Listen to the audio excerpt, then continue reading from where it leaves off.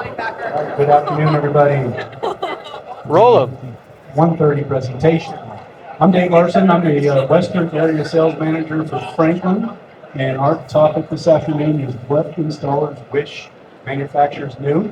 So this is the opportunity for our panel here to tell us how we can be better, essentially is what it is. So joining me to my right is Jake Marshall from Greentech, San Diego, Kevin Kuhl from ConnectDER, and everyone knows Barry Cinnamon down there at the right. I'm not cool. Not so cool, but that's all right. He's the CEO of Cinnamon Energy out of Los Gatos, California.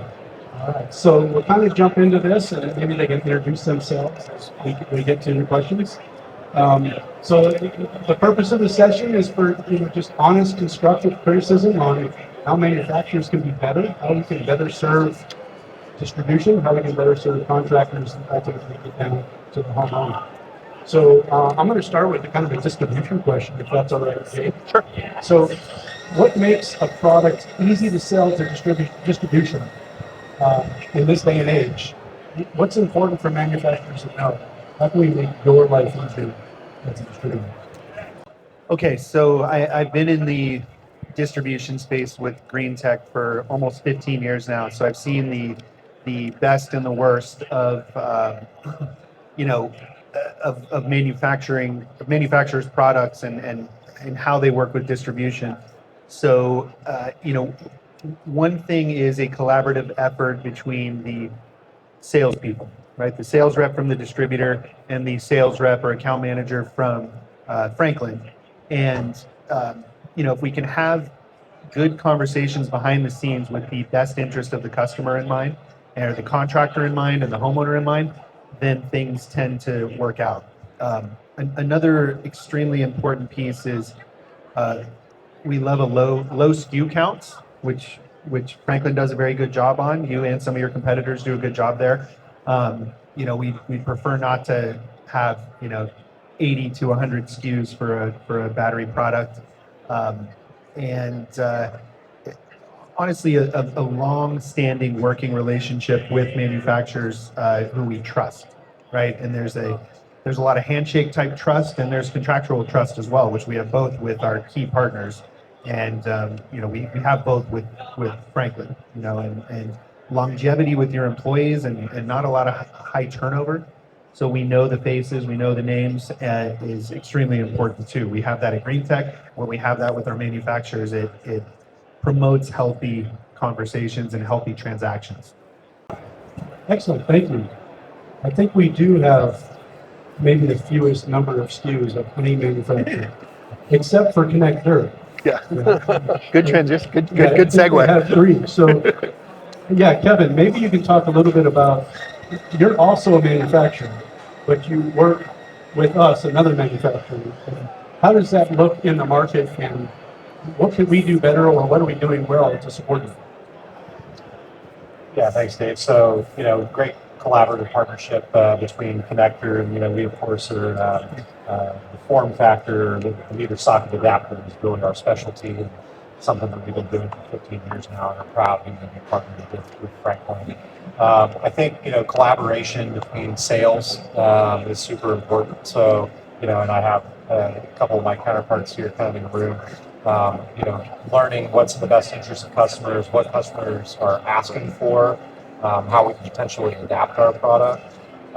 And we really, love the structure that Franklin has created with, different types of individuals as far as different skill sets with product, sales, support, kind of having that triad of support. So, collaboration between the different entities within the company, I think that's been something that y'all have done a great job with, and helping us understand what the customers are asking for, and then of course the more technical aspects of product integration, so that our product jives with yours. And to your point, having low SKU counts, we have there's a few different products that we have, but when it really comes to batteries, there's only the one diameter. So having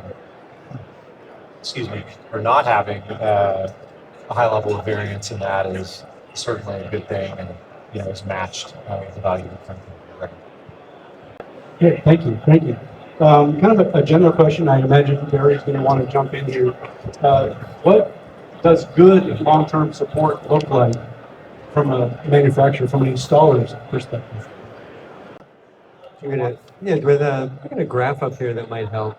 So Barry Cinnamon with Cinnamon Energy Systems. We're just a local installer in Silicon Valley, and I also have a side gig as running the Energy Show podcast. But anyway, to answer the question, I'm just going to point everybody to this graph. And this is data that we collected in 2025 of the number of RMAs we had for different battery systems. And I'm sorry, see this one way down there? Yeah, let's sit down really quick. That's Franklin. And so that's what a manufacturer should be thinking about. These other two vendors, A and C, they did a pretty good job, even though these failure rates were high. And then there's the other vendor, B. We just can't even support something like that.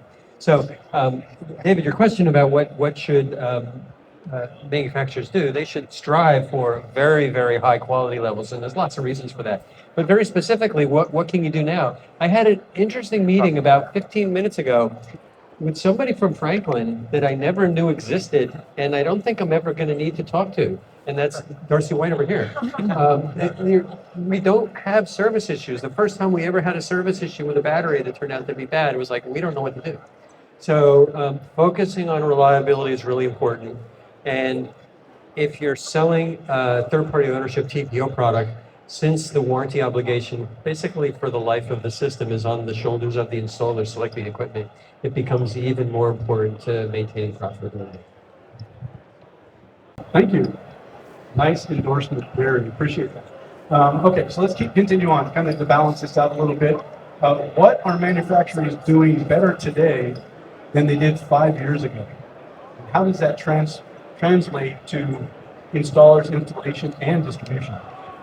Any of you can take that. Okay, I can start with that. So I think manufacturers these days but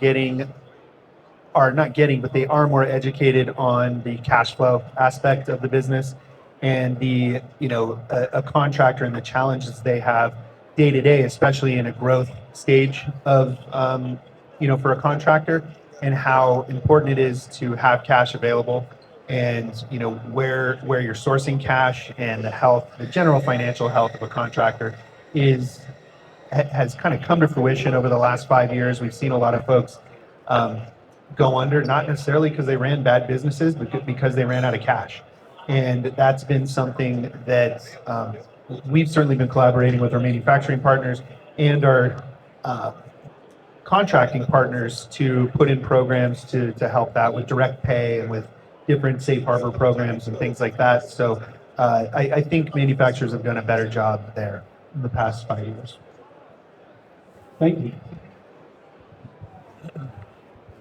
I was really struggling to answer that question of what are manufacturers doing better now than before, and I realized the successful manufacturers are doing less. They have fewer product features. They're more focused on the market, and they make sure that they meet the market needs identically, instead of trying to create a product that kind of does everything for everybody but in a crappy way. So just making sure that you're a master of the major part of the markets is something that successful companies are doing now.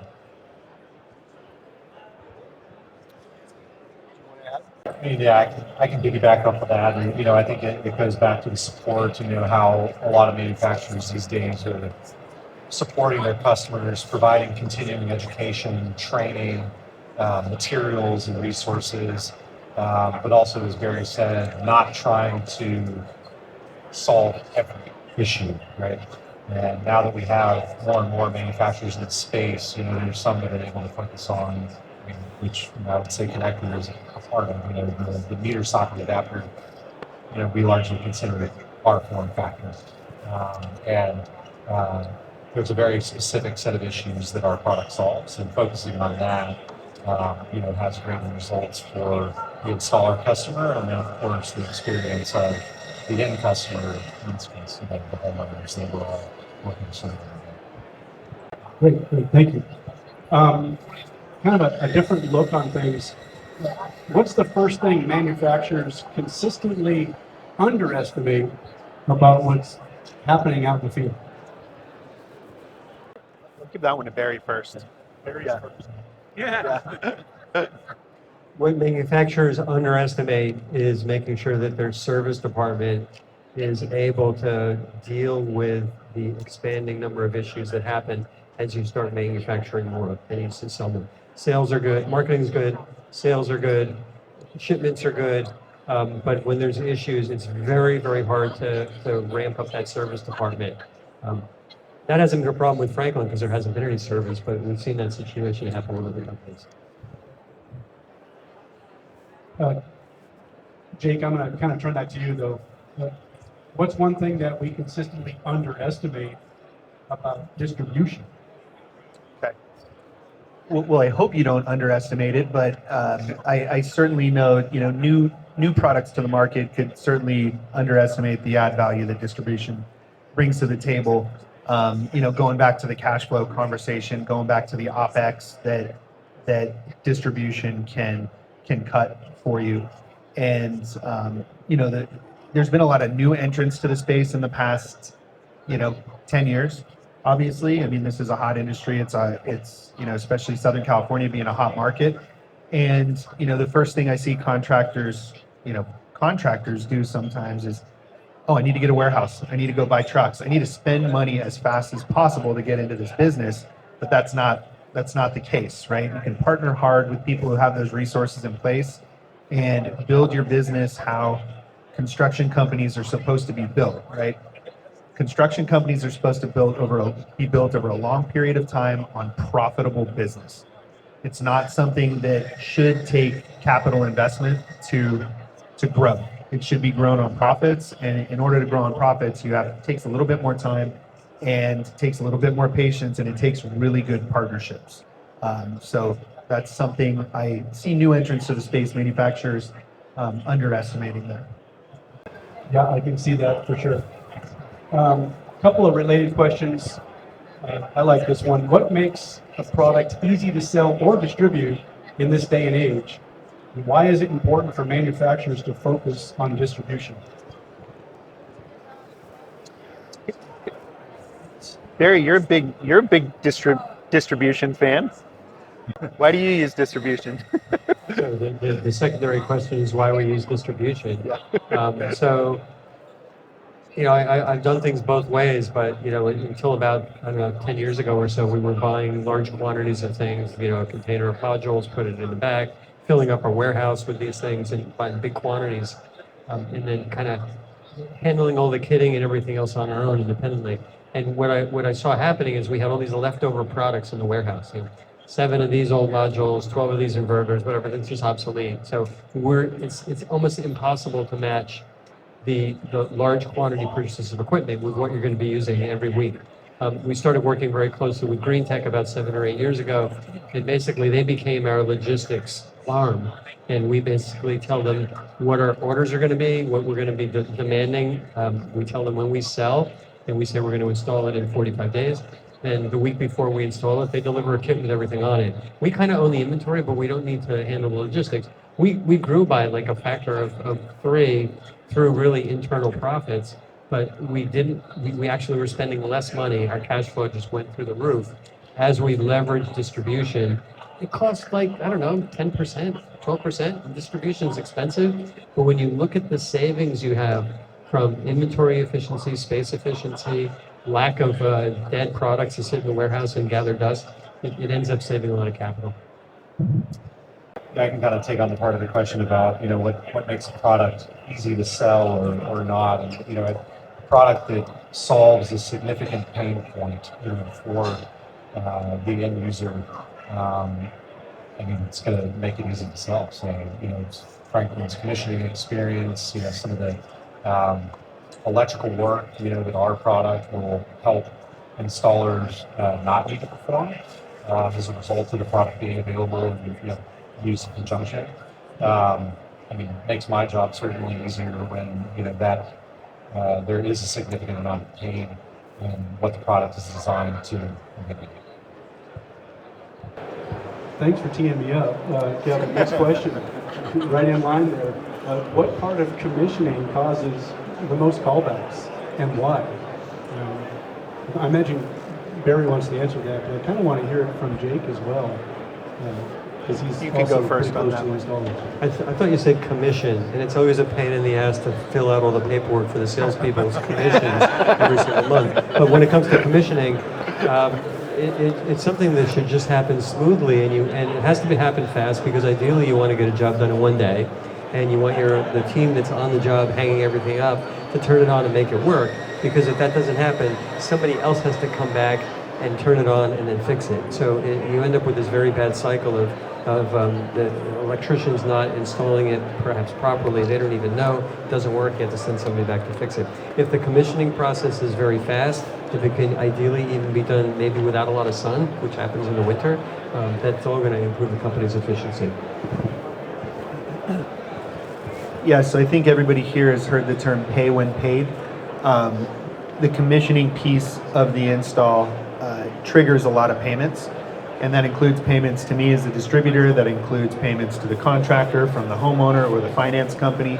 And for companies that aren't as lucky enough to be cash flow positive, and they truly are looking for, they need to be paid to pay their employees, and they need to be paid to pay for the gas and for their labor. That commissioning process needs to be same day. You cannot have a second truck roll for something as simple as commissioning. Great, thank you. So we're getting short on time. So this is what they call the lightning round. So I'm going to ask this final question. Jake, you go first, and then we'll pass it down. If manufacturers fix just one thing tomorrow, what should that one thing be? Manufacturers in general? Yes, not specific to Franklin. Manufacturers in general. Yes.